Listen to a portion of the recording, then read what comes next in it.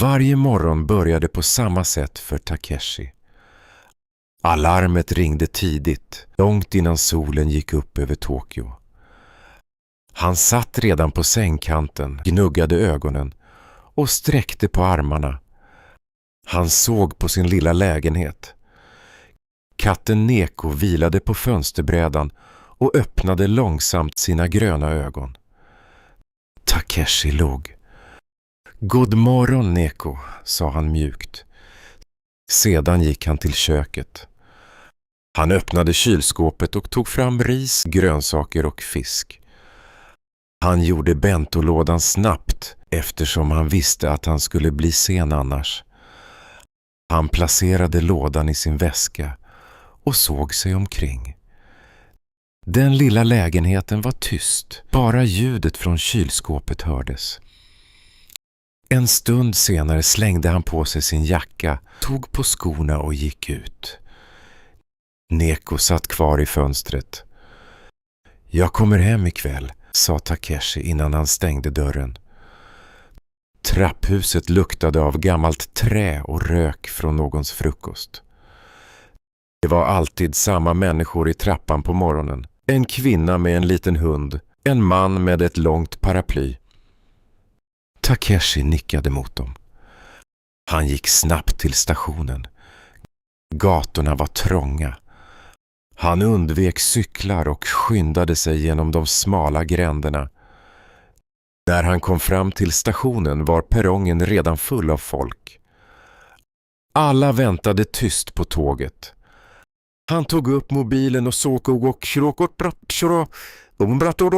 och såg på schemat. Klockan var redan mycket. När tåget kom klev han på och blev snabbt inklämd mellan två män i kostym. Väskan med benton var pressad mot magen. Han hörde låga samtal omkring sig. Ingen såg upp från sina mobiler. Resan var kort men kändes alltid lång.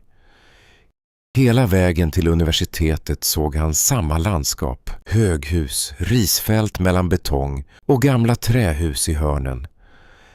När tåget saktade in klev han av tillsammans med många andra. Han följde den trånga strömmen av människor mot universitetet. Väl framme gick Takeshi direkt till sina föreläsningar. Läraren pratade snabbt, men Takeshi lyssnade uppmärksamt. Han antecknade flitigt. Under pausen passade han på att äta lite av sin bento. Han tittade ut genom fönstret mot campus. Studenter gick omkring, några skrattade, andra satt ensamma och pluggade. Han undrade vad de tänkte på. När lektionerna var slut gick Takeshi till en liten tyst bibliotekssal längst bort i byggnaden. Han älskade det rummet. Där kunde han koncentrera sig utan att bli störd av ljud. Han satte sig vid ett bord, tog fram sina böcker och började läsa om sociologi. Timmarna gick fort.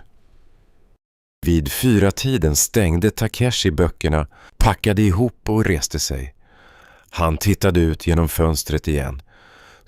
Solen började gå ner och skuggorna på campus blev längre. Han visste att Neko väntade hemma, men innan han kunde gå hem måste han åka till jobbet. Han gick snabbt tillbaka till stationen igen. Tåget mot Shibuya var nästan lika trångt som på morgonen. Han stod lutad mot dörren och försökte vila ögonen. När han kom fram till Shibuya steg han av och följde de blinkande skyltarna. Stadens ljud var högre här, överallt folk. Han rundade ett hörn och gick in på det lilla sushibaret där han jobbade på kvällarna. Kollegan vinkade till honom och gav honom ett rent förkläde. Takeshi låg, tvättade händerna och gick mot disken. Takeshi satt lutad över sina böcker i biblioteket. Han kände hur pressen från kommande tentan växte inom honom. Varje sida var fylld med teorier och begrepp. I mobilen plingade ett nytt meddelande. Det var från Yumi. Har du läst kapitel 5 än? Jag fattar ingenting. Takeshi log själv och svarade snabbt. Jag läser nu. Kan vi gå igenom det tillsammans på lunchen? Efter en stund bestämde han sig för att ta en paus. Han gick till kafeterian där några klasskamrater redan satt.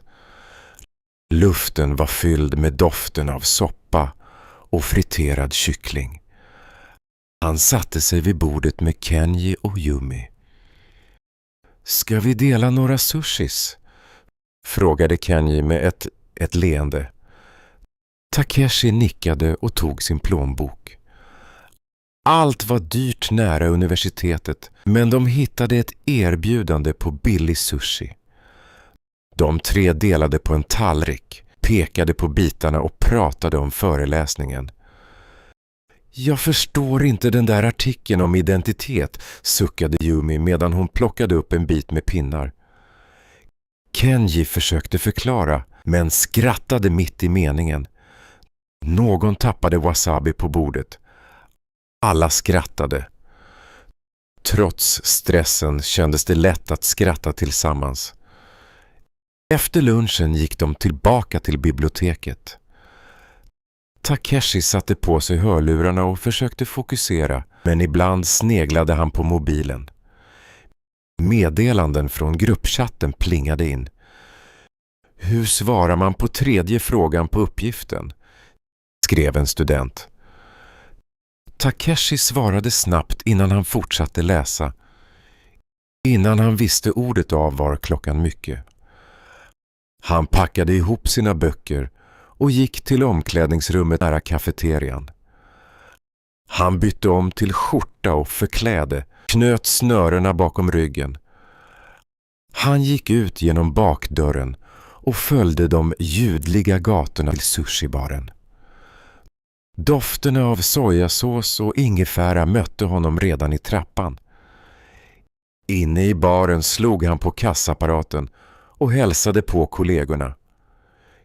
Kvällssolen föll genom fönstret, kastade långa skuggor över borden. Gästerna kom in en efter en, tog av sig skorna och satte sig vid disken. Takeshi tog beställningar, bar ut tallrikar, fyllde på vattenglas. Några gäster var krävande och skickade tillbaka sin sushi när riset var för kallt. Chefskocken rullade maki i snabb takt. Hans händer rörde sig smidigt över skärbrädan. Mellan beställningar tittade Takeshi på kockarna. Han beundrade det lugn som fanns i deras rörelser. Han undrade hur många timmar de hade övat för att uppnå sådan teknik. Ibland låg det en ensam bit sushi kvar på disken. Diskret tog Takeshi den, stoppade den i munnen när ingen såg. Havets smak, risets mjukhet, allt blandades under den tysta stunden i köket. Han diskade tallrikar, torkade av borden och besvarade frågor om menyn. Ibland såg han gäster som pratade högt, ibland någon ensam person som långsamt åt sin middag. Stundvis drömde han om att laga mat själv, inte bara servera. Solen värmde upp Takeshis lilla lägenhet den söndagsmorgonen. Han vaknade av att Neko jamade vid fotändan av sängen. Han sträckte ut handen och kände den mjuka pälsen. Neko spann högt. Takeshi satte sig på golvet bredvid fönstret, där solstrålarna skapade en varm plats. Han skrattade när Neko hoppade efter en boll av papper och försökte fånga den med tassen. Kom hit, Neko, sa han och lockade katten till sitt knä. Tillsammans satt de länge och tittade ut genom fönstret. Ute for duvor omkring på hustaken. Långsamt släppte stressen från veckans arbete. Takeshi kliade Neko bakom örat och tankarna flöt bort från studier och jobb. Efter en stund hoppade Neko ner och började leka själv. Takeshi såg på klockan och bestämde sig för att gå ut en stund. Han satte på sig jackan och gick ner för trapporna till gatan. Luften ute var frisk och fylld med doften av nybryggt kaffe från ett närliggande café. Takeshi följde trottoaren bort till parken som låg en bit bort från hans bostad. Det var fortfarande tidigt, så det var ganska lugnt. Han satte sig på en bänk nära dammen där han brukade se äldre män mata fiskarna. Blommorna började slå ut i träden runt omkring. Speciellt körsbärsträden hade börjat få ljusrosa blommor. Takeshi drog in doften av blommorna och kände ett lugn han sällan upplevde. Han slöt ögonen och hörde vinden susa i träden, blandat med svaga röster från några barn som lekte längre bort. En äldre dam satt på en annan bänk och matade fåglar. "Det är vackert idag", sa hon högt till honom. "Ja, det känns verkligen som vår nu", svarade Takeshi med ett leende. De satt en stund i tystnad. Han tänkte på veckan som varit, på alla föreläsningar och sena arbetspass.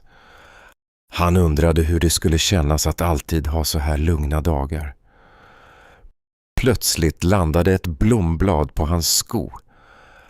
Han plockade upp det och betraktade dess mjuka färg mot handen. Det var små detaljer som denna som gav honom styrka, även om vardagen ibland var tuff. Efter en stund började fler människor promenera genom parken. Någon joggade förbi, en annan gick med en liten hund. Staden var full av liv, men just här kändes den ödslig och fridfull på samma gång. Takeshi reste sig upp och gick långsamt längs den stenlagda gången. Han passerade en fontän där solen reflekterades i vattnet. Ibland hörde han svaga tjut från ett tåg på avstånd, som en påminnelse om livets tempo.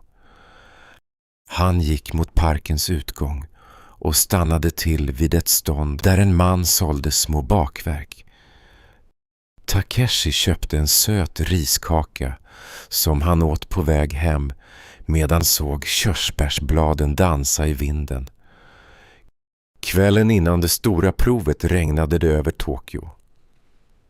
Gatlamporna lyste svagt när Takeshi gick mot lilla restaurangen där han skulle möta sina vänner. Hans paraply droppade vatten när han klev in genom dörren. Doften av ris och wasabi välkomnade honom. Vid ett bord satt Yumi och Kenji redan och vinkade. Takeshi log trött men glad när han satte sig. Kenji sköt fram en meny mot honom. "Du ser ut som att du behöver något gott", sa Kenji och blinkade. Yumi höll redan ett par ätpinnar mellan fingrarna. "Hur har du haft det? Pluggar du fortfarande lika mycket?" frågade hon. Takeshi nickade. "Jag försöker läsa så mycket jag kan, men jag hinner knappt sova längre." Kenji skrattade. "Då får du ta en paus ikväll. Examen tar du ändå." De beställde in 4 sorters sushi. Tuna, lax, avokado och en rulle med gurka. När maten kom åt dem under tystnadens stund. Regnet slog hårt mot fönstret, men det störde inte stämningen. Efter ett tag började de prata om framtiden. Kenji berättade att han tänkte byta jobb efter terminen. "Jag vet inte vad jag vill göra än", sa Yumi tyst. "Men kanske ska jag resa." Takeshi tvekade lite innan han svarade. "Jag vill nog stanna här, åtminstone ett tag till. Jag trivs i Tokyo, även om det är svårt ibland." De talade länge om drömmar, om att hitta balans i livet och om hur svårt det kan vara att veta vad man vill. Efter middagen reste de sig och betalade notan tillsammans. Utanför hade regnet lugnat sig, men luften var fortfarande sval och våt. Kenji tog tunnelbanan åt ett håll, Yumi åt ett annat, medan Takeshi började gå hemåt. När han kom fram till sin port var klockan redan efter midnatt. Han låste försiktigt upp dörren för att inte väcka grannarna. Innan han hunnit ta av sig skorna hoppade Neko ner från soffan och sprang fram till honom. "Hej Neko", viskade Takeshi och böjde sig för att klappa katten. Pälsen var mjuk och varm mot hans hand. Neko spann ljudligt, som om han väntat hela kvällen. Takeshi satte sig på golvet en stund med Neko i knät. Tröttheten var tung i kroppen, men huvudet var fullt av tankar. Han tänkte på samtalen med vännerna, på all oro inför provet, men också på små lyckliga stunder. Efter en stund reste han sig och gick till skrivbordet. Han tog fram böckerna och bläddrade igenom anteckningarna en sista gång. Neko lade sig bredvid pappren, som om han också ville lära sig något. Takeshi visste att han inte kunde mer nu, men att han gjort sitt bästa. Han såg ut över det lilla rummet, över böcker, väskan, sin dator och över Neko som nu sov. Livet kändes fortfarande svårt och fullt av hinder, men han märkte att han hade något som gav honom ro. Rutinen, vännerna och katten. Allt detta var hans vardag nu. Det var tyst i huset. Takeshi släckte lampan och la sig i sängen. Han drog täcket över sig, kände hur Neko kröp ihop vid hans sida och andades djupt ut. Imorgon var en ny dag.